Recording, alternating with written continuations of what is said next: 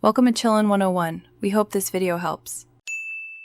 You start by powering off and disconnecting your AirPods, then lay them on a clean, soft cloth to avoid scratches.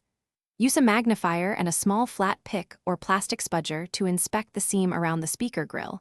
You want to see the adhesive line. Once located, gently wedge the pick under the outer rim while holding the housing steady. Keep movements small and controlled so the mesh or retaining ring begins to loosen without damaging the driver beneath. You now work the perimeter slowly, rotating the pick a few degrees at a time to lift the mesh evenly. This prevents bending the retaining ring. If the adhesive is stubborn, briefly warm the area with a hair dryer or heat gun at low setting, about 40 to 50 degrees Celsius for 10 to 15 seconds, then continue prying.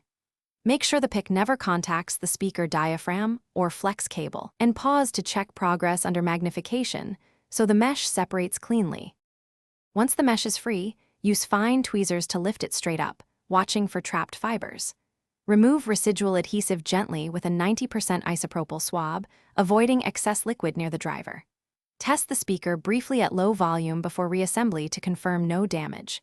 If you plan to reinstall or replace the mesh, apply a thin, even bead of low-tack adhesive or double-sided tape. Troubleshooting tip: if sound is muffled after reassembly, check for folded mesh or trapped debris and reseat it carefully. Thanks for watching. Consider subscribing if we helped you.